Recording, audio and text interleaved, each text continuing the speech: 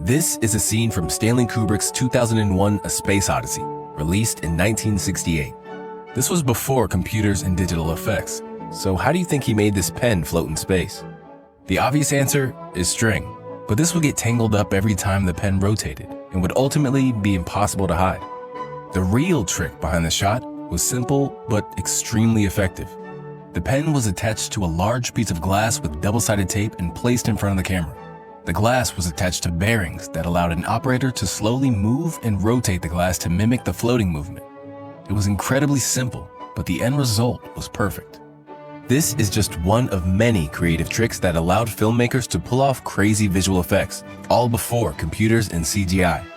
They managed to duplicate heads, make characters invisible, turn miniatures into enormous movie sets, and even invent a green screen alternative that worked better than today's digital methods. This scene from The Man with the Rubber Head is over 120 years old, and it shows filmmaker Georges Méliès inflating a copy of his own head. But how did he pull this off in 1901? You might think that these are two separate films layered on top of each other, but that's not the case.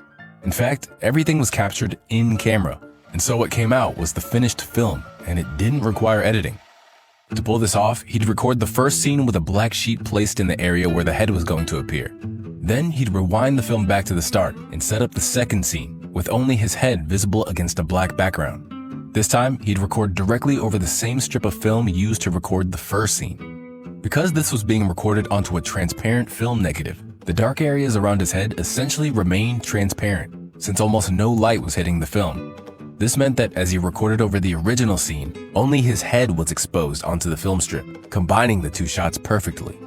But the real trick was how he managed to make his head grow and shrink. The obvious idea would be to use a zoom lens to slowly make his head fill the frame. But zoom lenses didn't even exist yet. Instead, Méliès set up a ramp where he could sit in a cart and be slowly pulled towards the camera. As he got closer, his head would grow from the neck until it eventually filled the entire frame. The result was incredible by 1901 standards, and this multiple exposure technique went on to be mastered in Kubrick's 2001. For these space shots, he'd first shoot the moon on its own, with one half of the frame being completely dark. Then, sometimes months later, he'd rewind the film and record the spacecraft shots directly over the same strip of film. By doing it this way, instead of combining separate films into one, there was no quality loss, and the film that came out of the camera was essentially the finished shot, as if the moon and the spaceship had been filmed together. Filming everything in camera was another key feature of this next trick from the 1927 classic Metropolis. These scenes placed real actors in enormous futuristic-looking sets. But not only was this all done in camera, it was all done in one take, without the need to record over the film strip. For this shot, the actors were walking down a platform far away from the camera in order to appear much smaller. Then, directly in front of the camera, they placed a mirror at 45 degrees which reflected a detailed miniature model of the futuristic city into the camera. By cutting out a very precise portion of the mirror, it allowed the camera to see through the mirror to the actors in the distance. The same trick was used for this scene. The massive demon mouth wasn't massive at all. It was actually a much smaller miniature just off to the side of the camera. But when everything lined up perfectly, it looked like the actors were walking straight into its mouth. Just 2 years before this, the film Ben-Hur pulled off a similar trick of turning miniatures into massive sets, but without the use of mirrors. These epic chariot racing scenes required an enormous coliseum filled with crowds, but the studio didn't have the budget or time to build a full-scale set. Instead, they built the bottom half of the set for real and faked the rest with miniature sets hanging in front of the camera. By placing them close to the camera, these miniatures became enormous movie sets, matching the scale of the real set perfectly. The miniatures even had fake audience members that could be mechanically moved up and down to simulate a cheering crowd.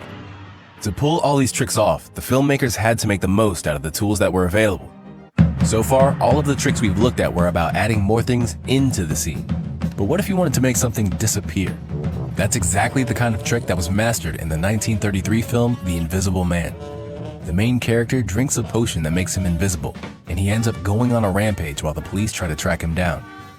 Throughout the film, multiple exposures were used to make the man invisible, but it's this shot of the man running through the snow that we're going to look at. In order to pull this off, a fake wooden floor was created, and footprint-shaped holes were cut into the wood. The floor was covered in powdered snow, and one by one, the wooden cutouts were released, causing the snow to fall and make footprints in the ground. This blew people away in 1933, and the invisibility effect looked incredibly realistic. But what about scenes that aren't meant to look realistic at all, like these scenes from Kubrick's 2001? These shots were so abstract that they couldn't be achieved by simply pointing the camera at something. In order to pull it off, the visual effects supervisor had to get inventive. He placed the camera on rails and pointed it towards a black screen with a thin slit in the middle. Behind the screen was a super long piece of artwork that was backlit by bright lights. The camera was tilted slightly off-center so that when it moved forward, the slit would travel from the middle of the frame to the edge of the frame. By keeping the shutter open for the whole duration of the move, it created a streak of light across the frame, just like when you take a long exposure image of a car at night. As the camera moved forward, the colorful background would move a few inches to the right, revealing different parts of the artwork through the streak.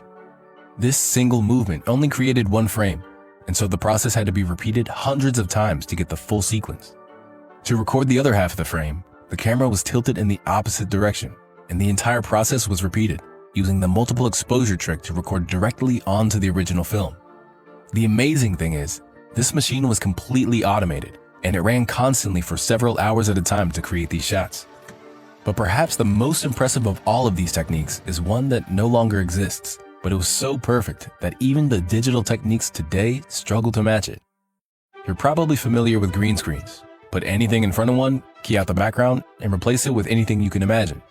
This trick has been around since the 1940s, when it was more common to use a blue screen. But this whole technique had major drawbacks that still exist today. Actors were constantly surrounded by this horrible blue glow.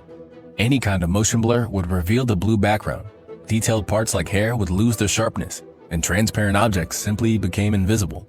The problem is that even if the background is perfectly blue, the camera doesn't see it that way. Areas close to the actor blend together and become vastly different shades of blue. Even with modern digital techniques, it's almost impossible to avoid these problems when keying out backgrounds. But in the 1964 film Mary Poppins, Disney somehow nailed this effect. The semi-transparent veil blends in perfectly, the salt leaves no trace, and the actors are even wearing blue and green clothes throughout the film. The edges are so perfect, better than almost anything that's possible today. So how did they do it? Instead of a blue or green screen, the actors were standing in front of a white screen, which was lit by powerful sodium vapor lights. These lights emitted a very specific wavelength of light at 589 nanometers, and so it was very easy to separate only this wavelength without affecting any other colors. Inside the camera was a special prism with a coating that was extremely sensitive to this exact wavelength. As the light entered the camera, the regular color light passed through onto a strip of film, but the sodium light was separated and directed onto a different strip of black and white film. The result was a black and white silhouette that perfectly masked the shape of the actors. This silhouette could be used as a transparency mask. Essentially, everything that was white became transparent, and everything that was black remained in the shot. But it wasn't just black or white. For blurry or semi-transparent areas, the silhouette matte would be a shade of gray and essentially allow some of the original image through. If the original footage had been filmed on a bright blue background, this would simply allow part of that blue to leak through. But with the sodium vapor technique, there was essentially no background at all. The color film didn't detect the sodium light, and so almost no light from the background would end up on the film strip. When it came to those semi-transparent areas, there was no light beneath the matte to shine through, creating perfect transparency. By the 80s, this technique was largely forgotten about, since it was almost impossible to replicate the prism. Nowadays, digital effects have taken over the film industry, but it shows just how much creativity went into the magic of these old movies. Thanks for watching, and I'll see you in the next video.